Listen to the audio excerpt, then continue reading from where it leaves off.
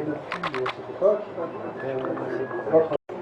notre général des inox vidaient ces marais pour qui font réservoir, qui font buvard. D'un côté, ces marais pour buvard et réservoir, maintenant, aujourd'hui, évidemment, ils sont inefficaces parce que ça ne marche plus, ça ne fonctionne plus. C'est lié aussi avec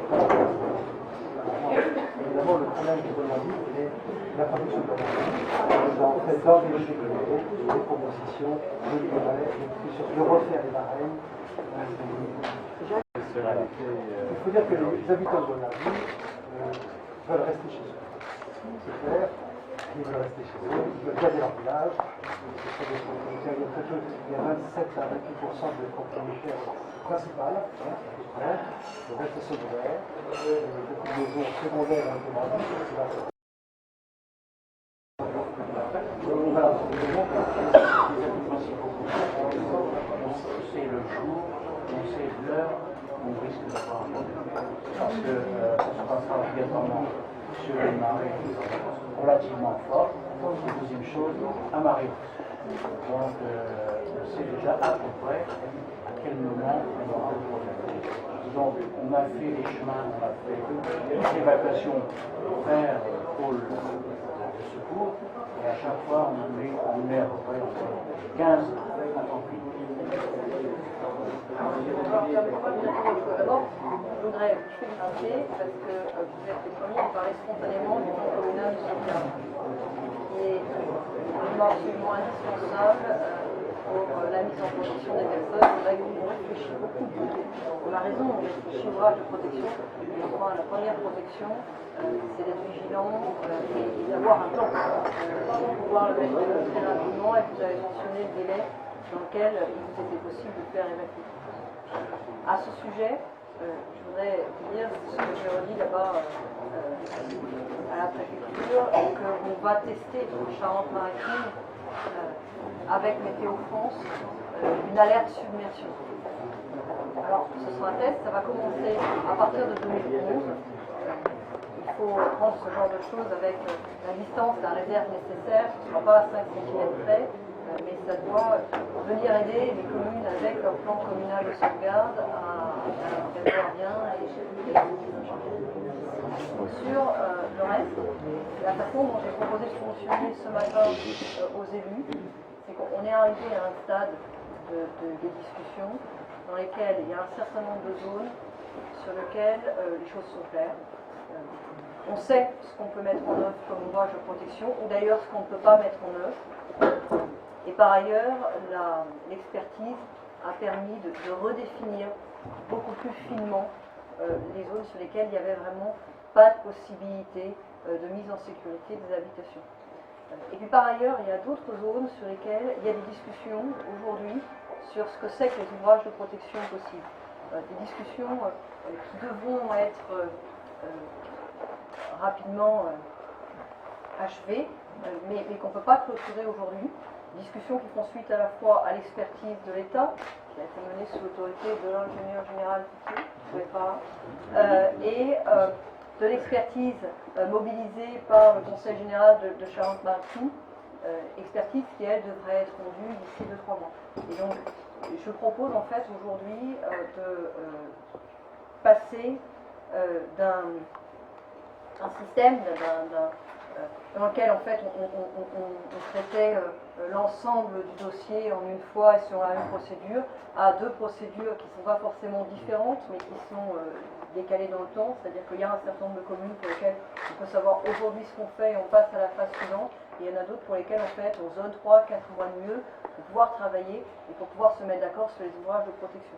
Dans les communes sur lesquelles il faut se mettre d'accord sur les ouvrages de protection, c'est aussi parce que le Conseil général aurait vocation à être maître d'ouvrage, les collectivités territoriales à cofinancer avec l'État, et c'est l'État qui définit le niveau de protection. Autrement dit, on a vraiment besoin que tout le monde se mette d'accord, puisqu'il s'agit de faire des ouvrages ensemble. Comme aujourd'hui, il y a encore débat sur les ouvrages à faire, on ne peut pas raisonnablement avancer. La communauté commune, Pardon ? et la communauté commune s'occupe de la gestion et Oui, mais ça, la surveillance qui est important. Oui, tout à fait. Là, il y a un partenariat avec le Conseil général qui a déjà été amorcé et qui sera confirmé, où la communauté de communes prendra en charge la gestion, l'entretien, la surveillance des ouvrages. Alors, par rapport à votre problématique à vous,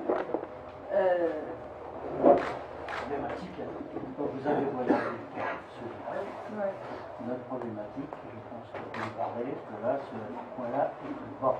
Par rapport aux problématiques à vous, ce qui ressort de la mission d'expertise, c'est que on peut retirer dans cette propriété de la zone de solidarité côté Perrotine et 14 côté Boyardville.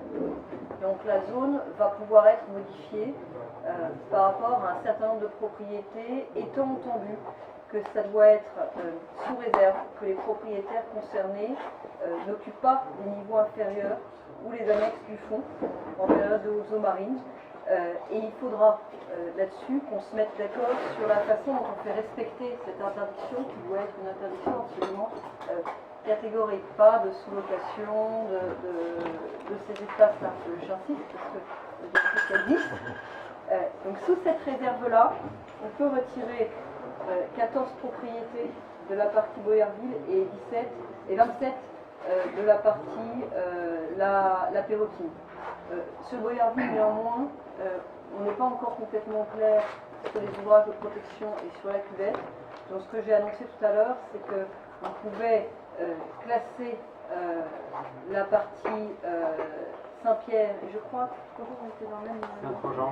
Saint-Trojan. Oui, Voilà. on est Saint-Pierre et oui, oui, Saint-Trojan, dans les zones de consensus. Saint-Pierre et Saint-Trojan, faisaient partie de mon point de vue des zones de consensus, autrement dit des zones sur lesquelles, là on sait où on va. Et on peut avancer vers la phase suivante, c'est-à-dire publier les cartes avec les périmètres, faire en sorte qu'il y ait le maximum d'acquisitions amiables. On a redéfini les périmètres, bref, on sait où on va. Et puis, je différencierai la partie Boyardville sur laquelle il y a encore un travail à faire pour voir si on ne peut pas sortir de nouvelles maisons de la zone en question, moyennant certains types de protection. Ce travail aujourd'hui mérite 2-3 mois de plus pour pouvoir être fait encore plus finement et essayer d'aller plus loin tout simplement. J'ai bien entendu ce matin, lors de la réunion en préfecture, la prise en compte de nos spécificités et les ouvertures que laissent entrevoir les conclusions du rapport de M. Pitti. Je pense néanmoins qu'il est nécessaire et possible de réaliser rapidement et de trouver une solution rapide de protection pour le village de Boyardville. Dans ce sens, la commune de Saint-Georges va rapidement engager des travaux qui consistent à réaliser un muret qui partirait donc du pont jusqu'à peu près à l'entrée où nous sommes arrivés tout à l'heure, de façon à ce que les habitants de Boyardville, qui sont là tout le temps, n'ont pas l'impression qu'on les laisse un petit peu de côté, dans la mesure où il va y avoir prochainement des marées importantes, et donc il est nécessaire de protéger Boyardville. Donc je pense qu'on a prochainement une réunion avec le Conseil général mercredi prochain avec le cabinet d'études des GISO, et je pense que ce sera une proposition qui sera à faire rapidement pour qu'on puisse protéger Boyardville en attendant les conclusions effectives de l'étude. Alors, moi j'entends votre souci d'aller vite, j'insiste sur le fait qu'il faut que les ouvrages de protection soient bien assis sur un consensus entre le Conseil général et les services de l'État, parce que au risque sinon de créer des déceptions. Je veux dire, imaginez qu'on se lance dans un ouvrage de protection et en fait on se rend compte que ça ne correspond quand même pas à l'expertise de tout le monde et qu'il y a un risque de sécurité résiduelle, on risque de créer des déceptions énormes. Donc on va aller le plus vite possible. On a pu avancer de manière définitive en quelque sorte sur un certain nombre de zones et en particulier donc Saint-Pierre et Saint-Trojan-les-Mains. Pour Boyardville, il reste quelques questions. On se donne 2-3 mois pour les résoudre définitivement. Et j'ai pris par ailleurs l'engagement ce matin qu'on allait s'organiser une équipe de projet en quelque sorte entre l'Adréal et la préfecture pour pouvoir avancer très très vite sur les procédures et dès que les ouvrages de protection seront définis conjointement, lancer tous les dossiers nécessaires pour pouvoir les faire rapidement. J'ajoute que, et je le redis ici, il n'y a pas de problème financier sur les acquisitions à l'amiable. Donc toutes les acquisitions à l'amiable qui sont prévues par l'État sont bien financées et la signature de l'État sera bien honorée. Ceci pour qu'il n'y ait pas d'inquiétude aussi, je le dis pour qu'il n'y ait pas d'inquiétude de la part des habitants qui diraient est-ce qu'il faut que je rentre maintenant plus tard que j'attends, que je sais pas. Pour ceux qui sont dans la période, dans les zones de consensus, de toute façon, il y aura un mois de mieux pour pouvoir vendre sa maison. Donc de toute façon, il y aura du délai avant de passer éventuellement pour les quelques maisons qui seraient concernées en expropriation, il y aura du délai pour pouvoir prendre sa décision. J'invite les maires concernés à se rapprocher de la préfecture pour pouvoir avoir la carte exacte des habitations dont on a annoncé qu'on pouvait déjà les sortir de la zone. Donc les 27 à la Pérotine et les 14 à Boyardville, la préfecture est en mesure de donner très rapidement aux élus le détail de ces habitations, donc qui peuvent être considérées comme maintenant sorties de la zone. Attendez, négociable, on négocie pas, attendez, je suis très claire là-dessus, on négocie pas le risque, voilà, on négocie pas le risque. On essaye de trouver des ouvrages de protection les plus appropriés et de faire le travail le plus fin possible pour que le minimum de maisons soit concerné par une éventuelle expropriation. Donc on fait vraiment un travail approfondi entre tous les experts et on prend le temps, 3 mois de mieux, pour mettre tous les experts d'accord sur les ouvrages de protection possibles. Mais ça n'est pas une négociation. Et si on considère qu'il y a quelque part un risque résiduel, quel que soit l'ouvrage de protection qui peut être envisagé, il y aura quand même procédure et éventuellement expropriation si les personnes ne peuvent pas être mises en sécurité autrement. Mais on essaye de faire en sorte que ce soit le moins de maisons possible, et c'est pour ça qu'avec un travail un peu plus fin, on a réussi à sortir des maisons de la zone, je le disais, 27 à la Pérotine et 14 à Boyardville.